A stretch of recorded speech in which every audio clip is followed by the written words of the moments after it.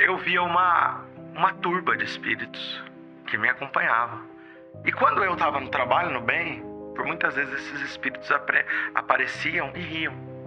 Eles ficavam rindo de mim, porque falavam, olha lá, ele tocando o ukulele, olha a música que tá cantando. Imagina, né, aqueles espíritos que talvez um dia foram meus companheiros quando ainda empedernido no mal, meu coração. Então eles riam de mim e eles achavam um grande absurdo aquilo. Álvaro, e uma parte que o pessoal gosta muito do podcast aqui, às vezes até quem cai no vídeo que já é a segunda vez do convidado acaba não tendo, né, nesse segundo vídeo, o aspecto pessoal que levou até a doutrina, a caminhada, né, do convidado, e as pessoas me cobram, que eles gostam muito de saber, acho que até porque muitas vezes quando a gente vai numa palestra, a pessoa trata do tema, né, não vai falar muito da curiosidade, do início ali, não tem essa oportunidade de saber mais sobre a pessoa, né, então é um aspecto aqui que o pessoal gosta bastante de saber como foi essa trajetória para você, e eu acho que a curiosidade fica até maior sabendo que você é judeu, né? Então, como você chegou até a doutrina espírita? Olha, a mediunidade foi o caminho de alcançarmos a, a procura ou a aceitação do espiritismo. Nasci, vivi, me tornei ortodoxo durante a minha juventude, durante aí por volta de 10, 12 anos, eu fui extremamente religioso, sabe aqueles judeus que usam chapéu, usam aqueles cachinhos, peiote. A barba eu não consigo tirar até hoje. Então, a gente conviveu dentro dessa seara e em dado momento eu tive algumas crises pessoais, alguns momentos de dificuldade na minha vida pessoal. E diante dessas dificuldades, eu fui deixando de ser religioso. E aqui eu faço uma ressalva importante, o que nos demonstra que a essência de toda religiosidade é boa. Porque eu segui o judaísmo e sou judeu, nasci judeu, morrerei judeu. Então eu segui o judaísmo com todo o meu coração. E aquela força de dedicação, de estudo, manteve, vamos assim dizer, uma barreira de proteção contra as mais fáceis formas de obsessão. A partir do momento em que eu vivo a minha crise pessoal e eu acabo me afastando um pouco do judaísmo, vou deixando aos poucos de ser religioso para ter uma vida normal. Vamos assim dizer, entre aspas, num mundo materialista, o que seria normal. Ali o que acontece é um processo obsessivo verdadeiramente grande. Passei por obsessões que variavam as perturbações do efeito físico às formas mais nocivas de atingir o psiquismo. Então, tinha uma vida já independente, precisei voltar a morar na casa dos meus pais, olha só. Precisei de voltar porque eu não conseguia mais dormir sozinho. Eu tinha medo dos espíritos, eu tremia, eu tinha desespero, eu tinha verdadeiramente enxergava, olhava os espíritos. Muitas vezes eu sabia que eram espíritos, muitas vezes eu achava que eram encarnados. Então, por alguns anos da minha vida, quando eu estava junto de minha mãe, eu olhava assim para entender se ela estava vendo o que eu estava vendo. E ela então fazia assim, fazia um sinal, não estou vendo também. Ou então com minha tia, ou com pessoas próximas. Ah, ali foi um momento de extrema dor. Extrema dor. E essa dor extrema, ela me levou a romper o meu orgulho, que na minha condição de judeu eu não era cristão. Então minha principal dificuldade era com o cristianismo segundo é divulgado pela maior parte das religiosidades. Hoje eu não tenho problema com o cristianismo, pois o espiritismo visa mergulhar a sua essência. E na essência ele é completamente aceitável. As formas humanas, infelizmente, foram colocando alguns preconceitos em mim. Fui dissolvendo isso e com contato com o livro dos médiuns, eu aceitei a filosofia que já era natural no meu espírito. Aceitei e, diante de uma escolha que eu acho que você faria a mesma que eu. O que você prefere? O sanatório ou o espiritismo? Sim, sim. Eu falei, não, esse espiritismo tá bonitinho. Não tinha outra porta, né? Não tinha outra porta. Ô Álvaro, você falou algo interessante, que assim, enquanto você estava sendo um religioso ali, até mesmo judeu, não sei se é o termo certo, que eu até me confundo, né, em como me expressar, porque às vezes você pode até esclarecer, o judeu é aquele que vem de uma nação, vem de pais judeus, ou o judaísmo é aquele que professa uma religião? Tem como a pessoa ser judeu e não professar a religião judaica? Excelente pergunta. O judeu é quem nasce do ventre de uma mãe judia. Certo. No caso, meus pais são judeus. Mas eu posso ser um judeu e seguir o espiritismo, o catolicismo. Eu não deixarei de ser judeu. Eu gosto de dizer, 2 grandes judeus que construíram a nossa nação. Padre Manuel da Nóbrega e Padre José de Anchieta. Ambos tiveram seus avós, presos pela Inquisição. Acho que os avós do José de Anchieta foram queimados em praça pública por serem judeus. Então, eles são judeus, mas não viveram no judaísmo, às vezes podem nem obter o conhecimento. No caso, eu sou judeu, por muito tempo eu professei o judaísmo de maneira, vamos assim dizer, ortodoxa, de maneira extremamente religiosa, a gente prefere o termo dizer. Com o passar do tempo, me tornando espírita, sou judeu, tenho grande amor, respeito pela minha nação, pelo meu povo, pela minha cultura, e hoje sou espírita. E achei interessante que você falou assim, que enquanto você estava, apesar de não ser, professar uma religião que não, acredito, não tinha esse olhar sobre os espíritos, sobre essa comunicação, né, mediunidade, enfim, pelo espiritismo, mas ainda assim você tinha uma proteção. Então, a partir do momento que você se afasta da religiosidade, não propriamente dita espírita, você dá brecha para essas obsessões. Eu achei interessante esse ponto. Na realidade, ele deveria ser comum, mas é que nós criamos barreiras, fronteiras, nós criamos muros em torno da nossa religiosidade. Mas a gente pode entender que se as obsessões se dão por afinidade fluídica, em qualquer religião onde eu buscar com sinceridade a prática e a essência no bem, eu estarei, sem sombra de dúvidas, vinculado, sintonizado com espíritos superiores, espíritos que estarão nos trazendo, de alguma forma, seus fluidos que nos trazem todas as benesses espirituais. Então, sem sombra de dúvidas, eu sinto e vejo que durante esse grande percurso da minha vida, eu estive sob a proteção e a tutela de espíritos que nos são muito especiais. Quando eu vivia essa obsessão, eu olhava para a minha vida e às vezes eu chegava a ver 40 espíritos, 30, 50 ao meu entorno em processos obsessivos. Eles causavam balbúrdia, pancadas, movimento de objetos, transporte de objetos, verdadeiramente assim um caos ao meu entorno.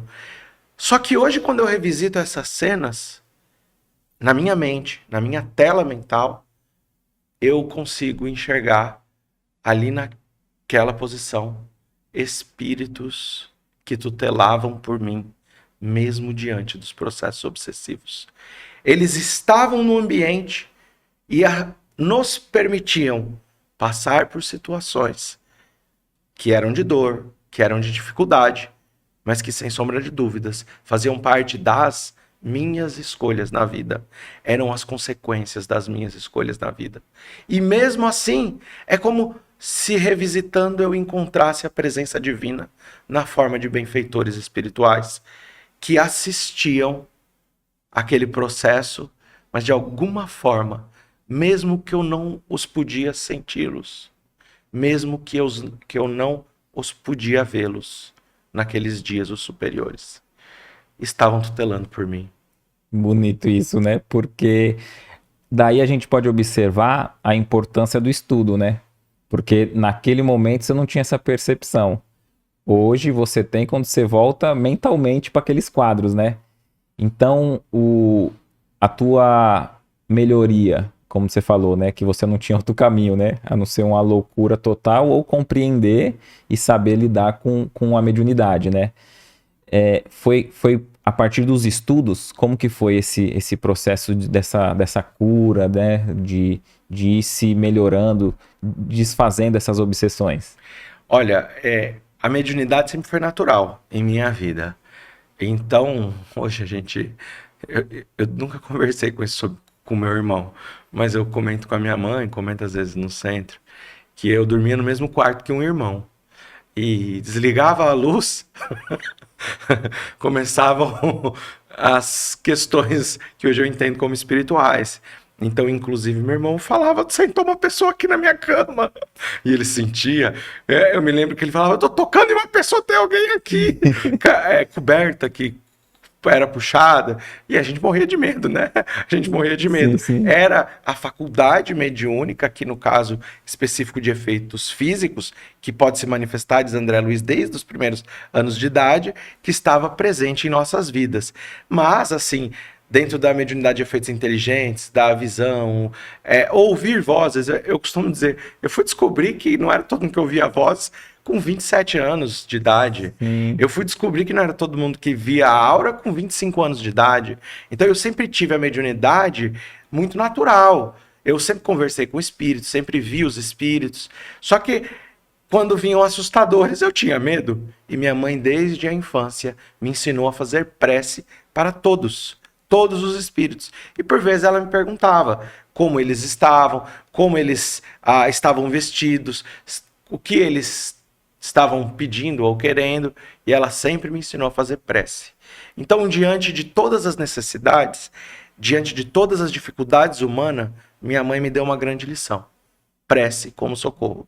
Então, hoje, quando eu vejo um encarnado em situação difícil, é natural fazer uma prece. Quando eu reencontro um amigo, é natural, quando eu abraço, cumprimento, fazer uma prece. Isso foi um valor transmitido para minha mãe que se tornou muito importante. Mas quando tudo isso conturba e começa esse processo obsessivo, como se livrar? Como fazer o processo de cura das nossas enfermidades morais? Então, eu tive que romper primeiro com o meu orgulho por ser judeu. Procurei casas espíritas às escondidas. Ficava morrendo de medo de que as pessoas me vissem, me reconhecessem em uma casa espírita. Passei aí nos horários à tarde. Eu falava: esse horário tá todo mundo trabalhando, ninguém vai me encontrar. E passei aí, por exemplo, numa casa em São Paulo chamada Casa do Caminho, na rua Estado de Israel. Passava aí lá, procurava outras casas, e dentro desse processo o espiritismo passou a me trazer sintonia ao bem. Mas o processo obsessivo, ele às vezes é um pouco longo nas nossas vidas. Então eu acabei me mudando de cidade, fui morar no interior da Bahia, na cidade de Barreiras, e lá eu me encontrava um dia em minha casa e eu fiz uma prece. Falei que eu queria muito estudar o espiritismo, conhecer, aquilo tocou meu coração. E um espírito amigo, ele inclusive se apresenta como um pretinho velho, ele apareceu a mim, ele me acompanha desde a infância, pegou em minhas mãos, literalmente, falou: eu vou te levar na casa que você vai aprender espiritismo. E fui andando pela cidade, eu não conhecia a cidade direito. Ele me levou a uma casa espírita, Grupo Espírita Joana de Ângeles. E eu coloquei a mão no portão, o portão abriu, eu entrei, eu subi no salão, estava aberta a porta, chamei, não tinha ninguém, desci, fui à secretaria, estava aberta a porta, chamei, ninguém veio, peguei um corredorzinho lateral onde tem umas salas de estudos, chamei, não tinha ninguém. E eu falei: meu Deus, se alguém me ver aqui, vai achar que eu tô roubando a casa espírita. Eu sim. falei, eu saí e fechei. E até hoje, para mim, é uma grande incógnita. Porque eu trabalhei nessa casa, estudei, aprendi o espiritismo. Sou grato a todos os anos que passei nessa casa. E a casa nunca ficava aberta. Deu cerca de 2 semanas, um amigo me convida. Fala: eu vou numa casa espírita, se você não quer ir. João Aurélio, um amigo muito querido. E eu falei: vamos. Quando eu cheguei, qual era a casa? Aquela onde eu permaneci. O meu processo de cura da minha obsessão, na qual ainda estamos passando por esse processo, ainda necessitamos de muito esforço para isso, mas o período agudo, vamos assim dizer, de todo esse processo se deu quando eu abraço o estudo e absolutamente todas as oportunidades de trabalho. Tinha a oportunidade de estar na casa espírita. Eram todos os dias a minha dedicação. Posso estar presente? Posso ajudar de alguma forma? Aí a casa que te recebeu falou assim, ó, aquele espírito que a gente viu nas câmeras, né? Ainda bem que não tinha, porque senão eu acho que eu estava preso hoje. Eu via uma turba de espíritos que me acompanhava. E quando eu estava no trabalho, no bem, por muitas vezes esses espíritos apareciam e riam. Eles ficavam rindo de mim, porque falavam, olha lá, ele tocando o ukulele, olha a música que está cantando. Imagina, né? Aqueles espíritos que talvez um dia foram meus companheiros quando ainda empedernido no mal, meu coração. Então eles riam de mim e eles achavam um grande absurdo aquilo. Sim. E eu estava no corredor desse hospital do Oeste, lá na Bahia, estava tocando o ukulele, saiu uma mãe com uma criança no colo. A criança tinha uma paralisia cerebral e acho que ela tinha dificuldade de expressar emoções, eu não posso dizer ao certo. E eu fui tocando e a mãe veio com aquele bebê, aquela criança no colo e a criança sorriu. E a mãe começou a chorar e falou, ele tá sorrindo. E a gente tinha um código, não podia chorar. Eu choro o tempo todo. E eu comecei a chorar muito com ela tocando. E saiu uma luz do coração daquela mãe, na direção do meu coração. Que naquele momento, ela pôde me curar com um sentimento de gratidão do pouco que nós oferecíamos. Eu nunca mais vi aquela turba de espíritos. Eu me libertei de imperfeições, amarras morais. E aí é parte do processo da cura de uma obsessão a caridade. Que coisa maravilhosa, né? Bonito, bonito. E acho que só quem se dedica a uma caridade assim que consegue perceber, né? Porque mesmo aquele que não tem uma mediunidade ostensiva, como eu não tenho, mas esse exemplo não é só para quem pode ver e ouvir os espíritos, né? Porque aquele que se dedica à caridade, de alguma forma ele vai se sentir já esse pagamento no ato, né? Que é de fazer de trazer alegria, né? Tanto para o bebê quanto a mãe, né? Imagina o tamanho da emoção ali que não te envolveu, né? Mas muitos daqueles que não concordam com espiritismo ou com mediunidade, diz que a mediunidade é de agora, né? Que com Kardec somente. Mas a gente estudando, você está trazendo para nós que já sempre existiu e tinha naquele período. E por que Moisés tem a questão da proibição? Por que ele proíbe a comunicação com os mortos? Bom, primeiro ponto. Se a mediunidade fosse proibida no sentido geral, não teríamos profetas. Nenhum. Não teríamos o próprio Cristo invocando espíritos que estavam desencarnados, como a transfiguração do monte, com Moisés e Elias. No Novo Testamento. Não teremos as línguas de fogo em Pentecostes, não teríamos os profetas falando em línguas, não teríamos as curas de Paulo, de Pedro, do próprio Cristo, não teríamos Jesus conversando com o endemoniado gadareno. Ele conversa com os espíritos sofredores, com os espíritos que estavam no processo de obsessão daqueles irmãos ali presentes. Então, a mediunidade, ela não é negada. E muito pelo contrário. É uma certeza. Ela é presente através de dons, de carisma. Use a palavra que achar melhor. A gente no espiritismo chama de mediunidade. Mas alguns vão chamar de carismas. Como Paulo escreve na carta aos Coríntios. Outros vão chamar de dons. Ela existe. Ela é pertinente. Por que Moisés proibiu? Por que Moisés proibiu? Existe uma passagem muito importante no livro de Números, onde o povo de Israel estava num momento de rebeldia, uma série de revoltas contra Moisés, contra essa liderança espiritual, e Moisés fala, peraí, vamos reunir os sábios. A pergunta que eu faço: quem são os sábios? O que essas pessoas têm? Então, o que irá acontecer? A gente encontra no judaísmo a explicação de quem são esses sábios. Diz que no Egito Antigo, quando nós éramos escravos ali no Egito, tinha um líder para cada grupo de trabalhadores. Então, vinham as ordens dos egípcios: vocês precisam de construir tantos 1000 blocos hoje, fazer tal serviço, cavar buraco, o que quer que seja. Então, essa tarefa não era dada a todos, era dada ao líder. E esse líder tinha a obrigação de bater, de usar o chicote dele quando aquele grupo não cumpria a tarefa. Só que vai ser dito que 70 daqueles sábios, 70 daqueles se tornaram sábios porque eles preferiam apanhar do que bater.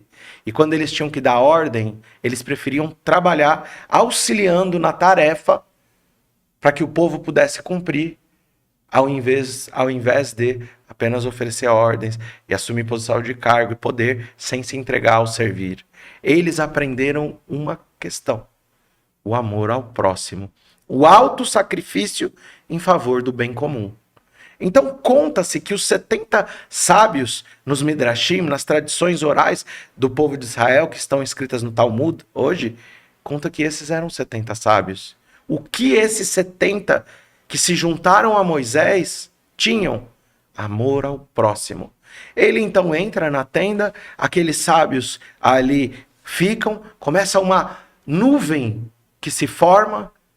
Quando você participa de uma reunião de efeitos físicos, com um médium de efeitos físicos, em alguns momentos você pode enxergar uma claridade, é o ectoplasma gasoso se formando. E é dali, então, que vem o movimento, por exemplo, de voz direta. Ali é formada uma garganta ectoplasmática, ou não necessariamente formando, que ela pode sair diretamente do ar também. São várias formas de voz direta. E vinha a voz do Senhor. E aquilo era extraordinário, é extraordinário até hoje. É maravilhoso ouvir os espíritos. E quando eles falam com esses fenômenos de efeito físico que tem, você não tem vínculo com o médium que está ali trazendo, expelindo apenas os fluidos, se torna mais extraordinário, porque é a mensagem na mais pura essência. E ali está o Moisés e esses 70 homens moralmente capacitados. Fazendo o quê? Reunião mediúnica. Esse nome eu não gostei, tudo bem. Invocando o nome do Senhor. As reuniões mediúnicas são dadas em nome do Senhor. Então ali, a mesma reunião. De repente sai um homem chamado Gershon. Ele é um dos filhos de Moisés. E Gershon vai em direção a ele e fala assim: pai, tem 2 homens que invocam o nome do Senhor, Eldad e Medad. Livro de Números, isso. Eldad e Medad estão invocando o Espírito Santo fora dessa reunião. Qual é a resposta de Moisés?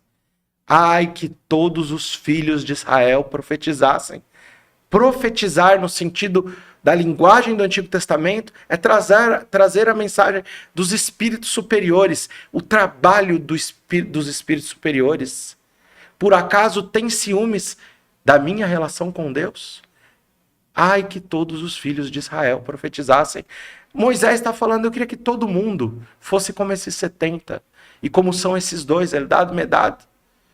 E depois nós vamos encontrar mais à frente Joel, capítulo 2, o profeta do Antigo Testamento, dizendo: derramarei o meu espírito sobre toda a carne. Ele não está falando sobre aqueles que estão na condição moral mais elevada. Falando, todos seremos médiuns. O meu espírito vai falar através dos sonhos, diz. Vai falar através da invocação desses espíritos. Então, Moisés proibiu ou Moisés regulou segundo a definição de que para entregar-se ao trabalho dos dons, dos carismas, da profecia, a gente chama de mediunidade. Ali nós iríamos então necessitar, antes de tudo, de um trabalho moral de transformação e dedicação.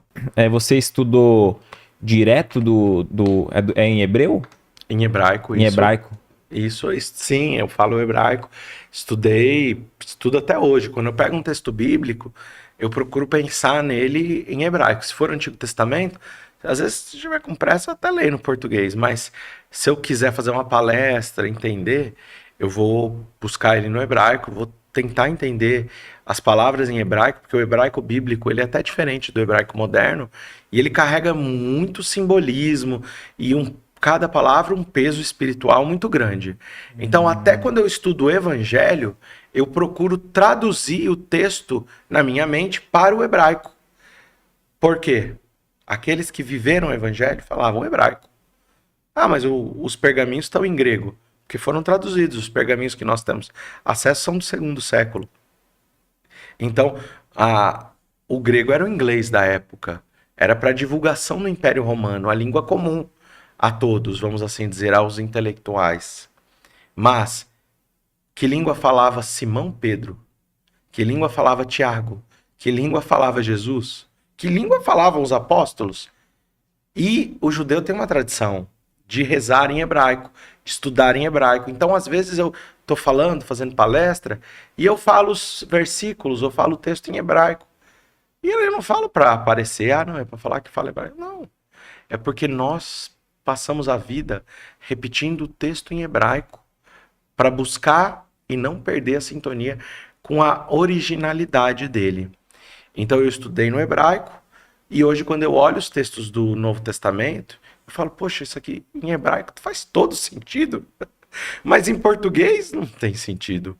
Então existe uma tradução da Universidade de Cambridge do texto do Evangelho para o hebraico.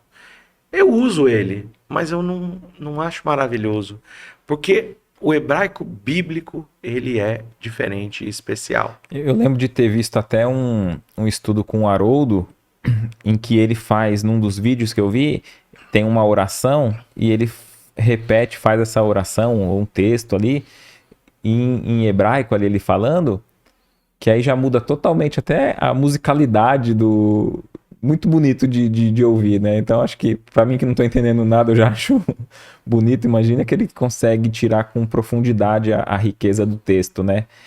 E deixa eu te perguntar, o que você viu assim de mais equívoco que a maioria comete, assim, ou algo que te saltou os olhos conseguindo ter um contato mais próximo do original ali? Tem alguma palavra, alguma tradução? Tem a grande dificuldade de se analisar o texto bíblico, aí eu vou dizer de Antigo e Novo Testamento. O Novo Testamento a gente está mais habituado, mas não dá para dizer que a gente entende, porque senão o Kardec não tinha escrito o Evangelho segundo o Espiritismo para trazer o sentido real e ressignificar grandes máculas, grandes equívocos na história da humanidade. Então se a gente fala assim, não, o Evangelho está facinho de entender, olha o que a gente fez com o Evangelho. São 500 anos de Inquisição. 500 anos usando o Evangelho equivocadamente. Então a gente não pode falar que é simples entender o Evangelho. Na verdade, os textos bíblicos em geral, eles precisam de muita sintonia para aprender. Porque, como disse Paulo, a letra mata, o espírito vivifica. Só que o problema é que nós temos duas formas de evolução do pensamento na humanidade. Uma se dá no Ocidente, que é a evolução do pensamento greco-romano. É o que a gente vive aqui, é um pensamento lógico. A gente faz abstração através de exemplos. E você tem uma linguagem que se dá no Oriente Médio, que você encontra também na China, no Oriente mais distante, aqui do Ocidente. Ali nós vamos encontrar uma linguagem parabólica. Então, quando Jesus fala em parábola, o judeu está entendendo, naturalmente. Me lembro uma vez, eu peguei um voo junto com o Rossandro, ele estava indo para Barreiras, eu estava indo para Barreiras também, para minha cidade, onde eu morei há alguns anos, e nós sentamos juntos. E eu comecei a conversar com ele sobre o livro de Êxodos. E eu falei, nossa, como é óbvio, né? É uma pena que todo mundo já entende. Eu comecei a explicar a Páscoa judaica. E ele virou e falou, Álvaro, você tem que fazer palestra sobre isso. Falou, a gente não entende nada disso que você tá falando. Eu falei, mas como não? Tá explícito aqui. Ele falou, não, isso não é claro, não é explícito, não. Você está lendo símbolos. Ele falou, para você isso é normal. Então eu falo, sabe por quê que nós, de maneira geral, não entendemos nada quando lemos texto bíblico? Porque ele não foi feito para a gente entender. Quem fala isso é Emmanuel. Livro A Caminho da Luz, capítulo 7. Ele vai falar, olha, os povos da antiguidade, e aqui as raças adâmicas, árias, judeus, hindus e egípcios, todos carregam grande similaridade. Aí ele vai falar, olha para os egípcios, grandes pirâmides. Olha para os árias, olha as obras dos gregos e dos romanos. Olha para o Vale do Indo, construções tão grandes quanto as pirâmides do Egito, no Vale do Indo, com 5.000 anos. Fala, olha para o povo de Israel. Cadê as grandes obras arquitetônicas? Não tem. Aí Emmanuel vai falar, onde estão as obras arquitetônicas? Estão no texto bíblico. O texto bíblico são as obras arquitetônicas do povo de Israel. Toda a inteligência daquele povo é voltada para a transmissão de valores morais e para a constituição, a gente pode dizer psicografia, à luz da doutrina espírita, de textos que orientam a moral da humanidade. Só que a gente não sabe ler símbolo. A gente não sabe ler símbolo. Você já ouviu a expressão, quando tem uma piada, não sei se é do seu tempo, que fala assim, a pessoa vai contar uma notícia ruim e a pessoa fala assim, o gato subiu no telhado. Sim, sim. Que é para falar, ó, deu ruim. Sim. Imagina, a gente escreve ali num texto bíblico, e então chegou João para Maria e disse, o gato subiu no telhado. Daqui 2.000 anos alguém lendo, o gato subiu no telhado. E a pessoa vai falar, não, naquela época eles adoravam os gatos e eles colocavam ele em cima do telhado. Sim. Entende? Perdeu-se o contexto. Para nós, é claro, deu ruim. Alguma coisa deu errada. Sim. Os símbolos, para o povo de Israel, eles são uma linguagem primária. E para nós, não. Então a gente lê aquilo lá, Emmanuel vai dizer, é um labirinto. É um labirinto. Por que é um labirinto, Emmanuel está usando essa expressão? Porque a gente se perde. A gente não entende nada que está escrito ali. Mas e se eu tiver a chave? E se eu tiver o código? Aí Emmanuel vai dizer, na antiguidade, esse código de entendimento era passado de mestre para discípulos. Você quer entender sobre isso? Se torna discípulo de um grande mestre. De Torá. Ele te passa a chave. Ele não falou todos os judeus sabem. Você não basta nascer judeu para entender o texto bíblico. Você precisa ter sido discípulo de alguém. Você aprende o caminho. Agora, nós vamos encontrar Kardec escrevendo. A chave que abre a porta e traz o espiritismo, traz a essência da verdade, está na luz do espiritismo. A frase de Kardec é, ao mesmo tempo que o espiritismo rasga horizontes para um novo mundo, lança luz não menos viva aos mistérios do passado.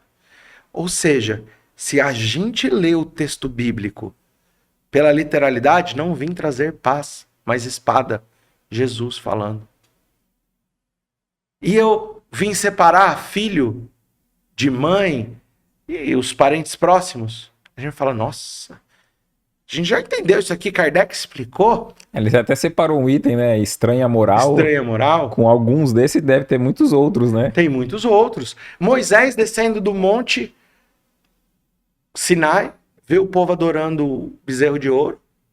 Moisés fala, passa a espada em todo mundo. Pode ser parente próximo, é a mesma coisa. É a mesma fala. Jesus está parafraseando Moisés ali. Aí a gente olha para o Antigo Testamento e fala, nossa, que absurdo. Devia ser um espírito inferior aqui, inspirando Moisés. Não, meu filho, é você que não entende a linguagem. Ele está falando, olha, precisamos entrar, sim, ao nosso espírito para extirpar o mal, para uma guerra interior, como a gente encontra a guerra interior no Bhagavad Gita, como a gente encontra em todos os textos da história da humanidade. E dentro dessa guerra interior, nós precisamos separar a moral de Deus dos valores que muitas vezes orbitamos em torno dos valores transmitidos até mesmo pelos nossos pais. Então, mergulhar a essência divina exige discernir aquilo que nós aprendemos como verdade oriundo da sociedade em que vivemos. E para isso, a gente precisa de uma guerra interior. É uma guerra de autoconhecimento, que a gente precisa de muita força para suportar visualizar as nossas imperfeições. A gente precisa de verdadeiramente cortar o mal pela raiz. Porque a maior parte das vezes a gente gosta de jogar a sujeira para debaixo do tapete. Eu brinco que eu tenho meu chiqueirinho espiritual. As imperfeições que eu preciso delas, as paixões que me dominam e que eu, tentando viver uma vida religiosa, tentando viver uma vida de espiritualização, eu falo, eu nego aquilo, mas eu não estou pronto a me livrar. Eu deixo o meu chiqueirinho espiritual. Quando eu me canso, quando eu não consigo vencer a mim mesmo, eu vou lá na minha lama pútrida da imoralidade que eu ainda vivo. Então, o que está dizendo o texto é: tira o mal pela raiz, nada de chiqueirinho espiritual, nada disso. Vamos verdadeiramente mergulhar dentro dessa proposta. Francisco de Assis, quando ali na praça se despe e deixa suas roupas, não feriu o coração de seu pai? Em algum momento na minha vida, quando eu decido seguir o Espiritismo, não causei alguma decepção ao meu pai? Hoje eu entendo que foi um caminho nobre. Eu não desonrei meu pai. Francisco não desonrou seu pai. Nós estamos diante de separar alguns valores que nos são trazidos para buscar algo que seja muito maior. E você falando sobre o discípulo, você citou aí sobre essa questão da chave, né, de ter um mestre ali. Você também passou brevemente sobre Paulo. E Paulo teve Gamaliel, né, foi um grande professor dele ali, né? O que você poderia dizer sobre Paulo aí, que é muito, muito interessante os textos de Paulo, né? Que bacana, né? Paulo teve um mestre de alto gabarito. Porque Gamaliel era neto de Hilel. Hilel, ele foi o rabino talvez mais importante, um dos mais importantes da história do judaísmo. Nossa, ele traz ali uma antítese para Shammai. Shammai foi um grande sábio ao tempo de Hilel, e ele olhava assim com o texto com todo rigor. Hilel olhava com toda benevolência e com todo amor, podemos dizer, para o texto. Então tem uma história famosa que está no Talmud, Masechet Shabbat, só para a gente entender quem é Hilel e quem é Shammai, que ele vai dizer que um homem simples foi procurar Shammai. E ele fala: como eu posso aprender a Torá, resumir a Torá, no tempo que eu me equilibro em um pé? Shammai diz: você é um tolo, a Torá não é para você. E ele vai ao outro sábio da geração, que era Hilel, e ele fala: não vai fazer para o outro aquilo que você não gostaria que fizesse para você.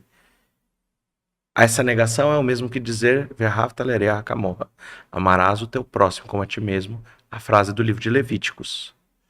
Então, quando ele responde isso, ele fala: entendi. E ele diz: todo o resto é comentário. Todo o resto da Torá é comentário, essa é a proposta. Quem é Hilel, apresentado para nós, revelado por nós pela mediunidade de Chico Xavier no livro Brasil, Coração do Mundo, Pátria do Evangelho? Ele vai dizer: ministro das relações sociológicas do nosso planeta. É um dos ministros de Jesus. Jesus mandou um sábio para preparar o coração do povo de Israel para receber a mensagem do Cristo. Não é um, são todos os profetas. Mas antes, quando cessou-se os últimos profetas, alguns anos antes de Jesus encarnar, esse grande ministro do Cristo encarna, avô de Gamaliel. Imagina que Gamaliel foi criado, vamos assim dizer, aos pés de um dos ministros do Cristo. Olha a moral desse espírito. Não é de se achar estranho que Gamaliel, ele, quando começa o processo dos sacerdotes procurarem entregar Jesus ao tribunal romano, ele vai até os sacerdotes e fala: não, isso é contra a lei judaica. Vocês não estão cumprindo com a lei judaica, sacerdotes. Ele se opõe. Não é à toa que quando Paulo, imbuído ainda daquela sua visão estreita e fundamentalista, que vai à casa do caminho, tem a sua conversa com Estevão, e Estevão coloca a sua moralidade que cala a voz grosseira, vamos assim dizer, de Paulo naquele momento. Paulo sai, vou matar todo mundo. E Gamaliel intervém, não, meu filho. Não vamos matar todo mundo. Ele viu que não estava para tirar aquilo da vida de Paulo. Ele não ia largar aquele osso. Então ele fala, só Estevão. O que os outros têm a ver com isso? E para Paulo, imagina se ele tivesse conduzido todos, Simão Pedro, Tiago e todos da casa do caminho, para apedrejamento. Então Gamaliel teve essa sabedoria, respeitou o livre-arbítrio de Paulo e, ao mesmo tempo, ele ofereceu todo o amparo de um mentor. Esse é o mestre de Paulo de Tarso. Não é à toa que, por mais que ele quisesse e pudesse ter obtido uma lição e um entendimento fundamentalista, em algum momento ele compreende as palavras de quem transmitiu esse valor. Então, Paulo, quando cai a ficha, os mais novos não vão saber que é cair a ficha, né? Se fosse um texto hebraico, já... Paulo, quando tem o seu despertar da consciência, o pessoal, os mais novos nem sabe, né? Não sabe que um dia a gente precisou de ficha para ligar no telefone. Então, quando ele tem o despertar da sua consciência, ele vai ao deserto de Palmira e encontra com Gamaliel. Ali, quando ele encontra Gamaliel, seu mestre de Torá, ele fala, Paulo, eu já estou velho. Ele ficava assim isolado, conta o texto psicografado por Emmanuel, através das mãos de Chico. Ele vai falar, eu já fico aqui isolado, lendo o Evangelho, lendo as anotações dos apóstolos do Cristo. Eu fico aqui isolado, mas para mim é como quem olha a terra de Israel quando Josué e Moisés estavam nos últimos dias. Moisés olhou ali a terra de Israel, enxergou, falou, eu não vou poder entrar, quem vai entrar é Josué, com vocês. E ele fala, você é o Josué, eu sou Moisés. Eu estou enxergando o evangelho, mas não vou poder viver a prática disso, divulgando esses valores. Você vai, e o povo, para adentrar a terra de Israel, teve que, entre aspas, lutar com gigantes, conquistar, vencer tantas dificuldades para internalizar o evangelho na vida de Paulo, a mesma forma, os mesmos símbolos. Então ali Paulo entende que ele deveria então recorrer a essa transformação. E ele, como entusiasta, vou então viver isso tudo. O que é dito por Gamaliel? Não, todo germen, todo broto, ele é necessário de cuidado. Porque no começo todo broto é muito suscetível às pestilências, aos insetos que poderiam matar, ao sol forte, à ausência de água. Então se recolhe, meu filho. Lá, para algum deserto interior, ele vai para o oásis de Dan, onde conhece Prisca e Áquila. E ali ele vai refletir, estudar o texto do evangelho dado por Gamaliel. Quando aquilo está consolidado no seu espírito e ele teve força de entendimento, ele pode fazer o caminho de retorno aonde ele percorreu os erros. Vai reencontrar os seus pais, vai reencontrar aqueles que ele perseguiu. E aqueles que estavam estudando o evangelho com ele eram duas vítimas da sua perseguição, Prisca e Áquila. Ele começa a regeneração. Então, isso é obter um mestre. Alguém que te ilumina o caminho a ser percorrido. Como que o judeu vê o Cristo? O que representa Jesus para o judeu? E em paralelo com como o Espiritismo vê Jesus? Olha, eu gosto primeiro de fazer uma análise histórica. Perfeito. E vamos entender o que é o Império Romano. Você pode gritar Ave Cristo? Não, você tem que gritar Ave César. Você tem um imperador que olha, por exemplo, Nero. Nero, assim, inscreveu, condecorou seu pai como Deus. Para quê? Para que ele fosse filho de Deus. Você só pode adorar um. Quem? O imperador. Quem começa a falar sobre um reino que não é o Império Romano é alguém que está contra a lei romana. Por isso que a gente encontra os cristãos primitivos indo aos circos, serem martirizados porque eram considerados fora da lei romana, unidos à lei divina, mas contra a lei dos homens, naqueles dias. Então, Jesus fala sobre um reino. Jesus, ele vai amealhando discípulos que se tornam apóstolos de uma mensagem que fala de um reino dos céus, um reino que não é desse mundo, que fala sobre leis de amor ao próximo que são totalmente contra os ideais romanos. Quem seguia essas leis estavam contra a lei romana. Só que a gente encontra ali, em Israel, sacerdotes extremamente ligados ao poderio romano, publicanos extremamente ligados ao poderio romano. Qual é a responsabilidade desses, dos sacerdotes, por exemplo? Fazerem o povo de Israel marionete. Eles falam a língua do povo de Israel, da religiosidade, da tradição, mas conduzem o povo de Israel a viverem cumprindo a lei romana. Porque você tinha uma lei que chamava Pax Romana. Você tinha que viver em paz. Senão a gente corta a sua cabeça. Essa é a lei. Ou te crucifica. Jesus, quando começa esse movimento, os sacerdotes olham, peraí, se a gente não silenciar esse rapaz, por mais que o que ele faça é verdade, por mais que o que ele diga é o que nós compreendemos, mas o que vai acontecer é as nossas cabeças rolarem. Então existe um movimento político de um pequeno grupo ali, vinculado ao poder, para que não possa prosperar aquela mensagem. Jesus é crucificado, nós encontramos então a perseguição de seus discípulos. Diante de todo esse processo, nós estamos então entendendo qual é o contexto. Nesses dias, você acha natural aceitar um cristão na sua comunidade? Eu costumo dizer assim, imagina alguém que é totalmente fora da lei, do ponto de vista legal, mas vai te colocar o risco de você receber um narcotraficante na sua casa.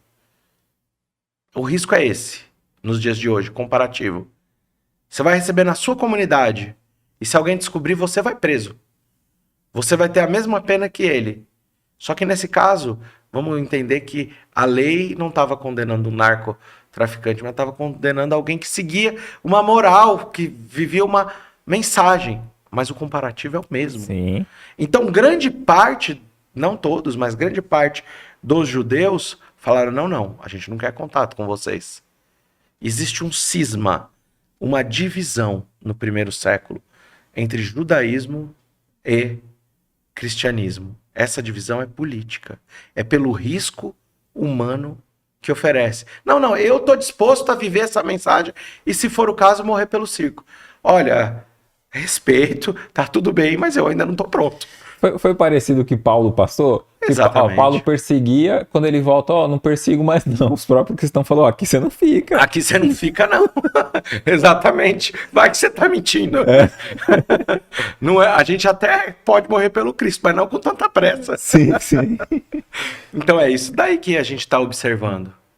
Então, Jesus, os ensinamentos do Cristo na sua essência, eu digo que nada diferem. Na sua essência. Eu não estou falando de literalidade. Literalidade, talvez tenham palavras que rebatem com o judaísmo. Mas na sua essência, nada se difere. Absolutamente nada. As divisões são humanas, são políticas, são equívocos humanos. E que repercute até hoje essas questões políticas? Repercutem porque nós não seguimos o cristianismo na sua essência. A gente adulterou o cristianismo. Eu não estou fazendo crítica nenhuma a nenhum tipo de religiosidade. Mas os dogmas nós encontramos Afasta, né? como irracionais. Como tirando a essência do Cristo. Então eu, como judeu, olhava para Jesus e falava: o que eu ouvi da maior parte dos cristãos? Jesus é Deus. Para mim não tem. Sou judeu, Deus é único. Deus é imaterial.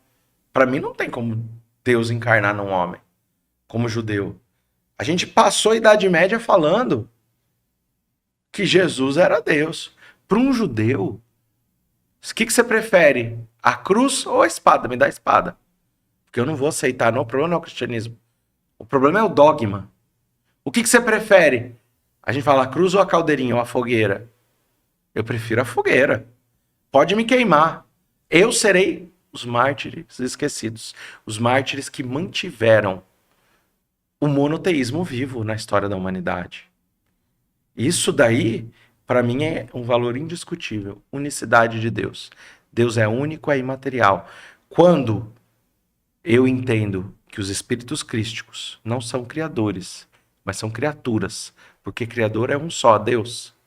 Quando eu enxergo que essa condição de evolução ela é acessível a todas pelas múltiplas encarnações, e do mesmo jeito que existe Jesus, existem bilhões de espíritos puros, crísticos, universo afora, e um dia seremos um desse, aí eu olho para o cristianismo e falo: gostei de você, agora eu aceito. Isso tem sentido para mim como judeu. Sim. E é lógico que a ideia não é. Kardec ainda fala isso, não é trazer adeptos, né? Não é isso, mas na questão de esclarecer, você acha que outros judeus também têm tido essa visão do cristianismo com contato com o espiritismo, assim, ou você tem contato com rabinos? Como que eles veem essa tua tarefa? Eu tenho amigos muito queridos que me conhecem e falam: não, você é melhor assim, espírita. Concorda com meu pai. Sim. Você é melhor espírita. Então, eu tenho amigos que, né, admiram o caminho que eu tomei, mas de maneira geral eu também não sou proselitista. Quando eu encontro um judeu, eu não vou falar de espiritismo. Quando eu encontro um católico, eu não vou falar de espiritismo. Quando eu encontro um evangélico, eu não vou falar de espiritismo. Eu vou falar dos pontos comuns que nos unem na prática do bem, na essência de buscar as boas virtudes. Eu vou falar desses elementos. Eu vou trazer esses elementos. Mas, para os judeus de maneira geral, nós temos essa cisão histórica milenar que precisa ser reparada nos nossos corações, de ambos os lados. De ambos os lados, nós cometemos os nossos equívocos. A gente colocou um monte de judeu para ser queimado em fogueira, porque não aceitava o cristianismo. Esse débito é de quem? Vai falar que é dos judeus? Eu preferia ter sido queimado. Eu sei que eu não fui queimado. Eu sei que eu estava botando fogo. Não tenho dúvidas disso. Então, esses débitos são nossos. A gente precisa de reparar. Como a gente repara? Oferecendo perdão, oferecendo esse diálogo interreligioso, essa aceitação de todas as mais importantes formas e expressões de religiosidade. Tenho amigos do meu coração que apoio a obra deles e sinto o apoio incondicional à nossa obra. Nossa querida irmã Aila, uma freira que faz esse diálogo interreligioso. O nosso querido pastor Milton César, que faz esse diálogo interreligioso. Tantos outros, tantos outros. A grande proposta é: a irmã Aila, como uma freira católica, faz o mesmo trabalho que nós. Ela só está levando a mensagem sob uma forma que está adequada aos seus adeptos. Aqueles que não estiverem contentes com as respostas de determinadas perguntas, terão oportunidades reencarnatórias para buscar outras formas de verdade, ou quem sabe na mesma encarnação, eu não estava contente com todas as respostas que o judaísmo me dava sobre a mediunidade. Eu vim procurar no espiritismo.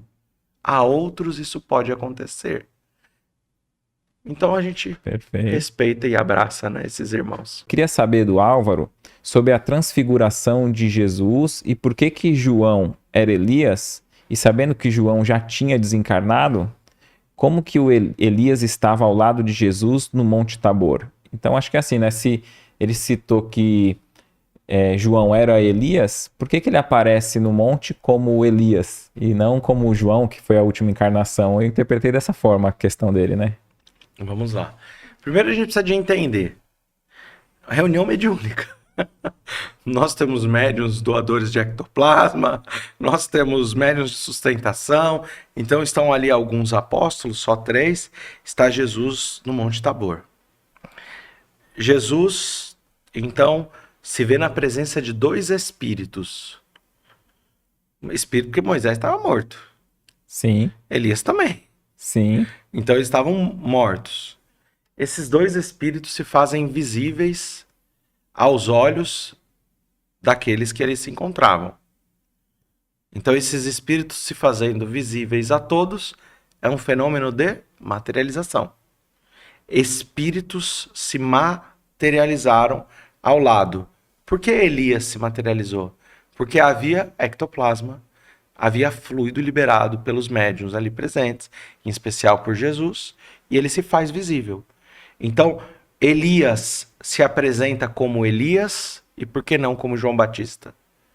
Então nós encontramos um versículo no livro de Reis que diz que o profeta Elias viria como o batedor do Messias, vamos assim dizer, como aquele que anuncia o Messias. Ali está sendo cumprida uma profecia.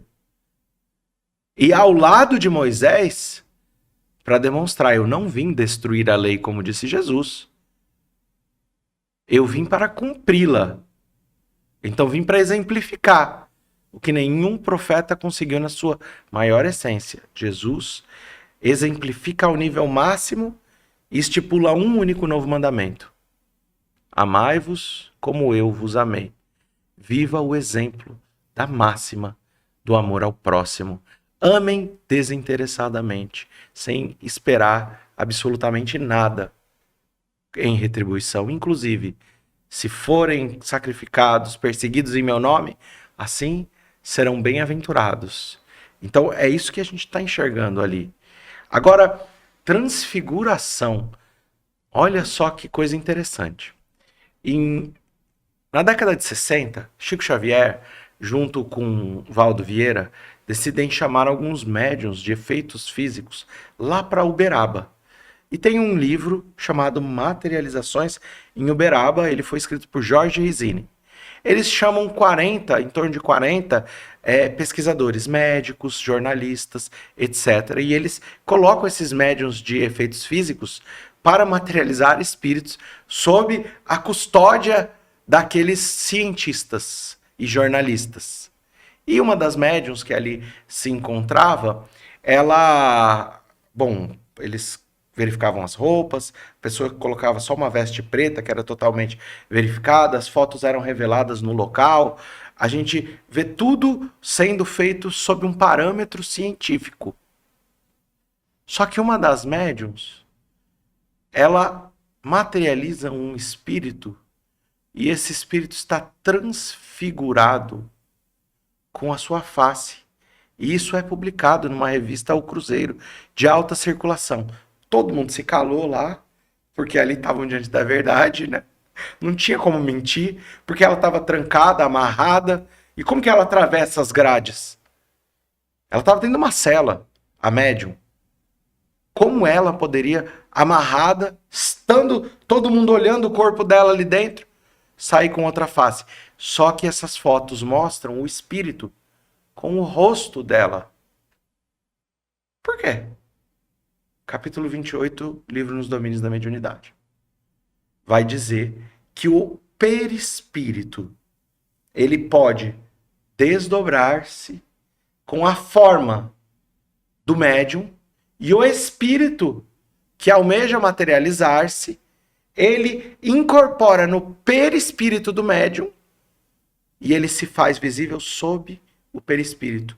No fundo, haverão alguns traços, porque o perispírito carrega a forma do médium. Estamos falando de uma transfiguração.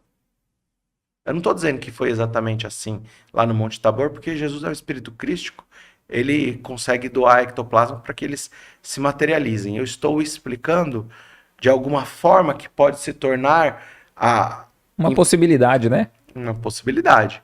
Mas Jesus doa ectoplasma, os espíritos se materializam porque estão cumprindo o mandamento, demonstrando o valor da primeira revelação. Jesus, quando a gente critica o Antigo Testamento, voltando àquela pergunta, se Jesus tivesse que se materializar depois de 3 dias e falar sobre alguns assuntos. Então Jesus está lá no Evangelho de Lucas, no último capítulo. Jesus se materializa na estrada de Emaús. Tem 2 apóstolos ali. E ele vai acompanhando. E os apóstolos estão muito tristes por causa de tudo que aconteceu, da crucificação. E eles questionam o espírito, que eles não tinham visto que era Jesus, o homem, materializado ali. Não sabes dos últimos acontecimentos em Jerusalém? Eles falam da crucificação de Jesus. Ah, então eu vou explicar para vocês sobre Moisés e os profetas. Para vocês entenderem para que eu fui crucificado e que tudo isso é o sentido e a completude. Jesus materializado passou os últimos momentos ali com aqueles apóstolos na estrada de Emaús, que só vão perceber que é Jesus quando ele parte o pão, falando e explicando Moisés e os profetas. Então, como que a gente pode dizer que está superado se Jesus materializado foi explicar para eles, do mesmo jeito que no Monte Tabor materializaram-se Moisés e o profeta Elias?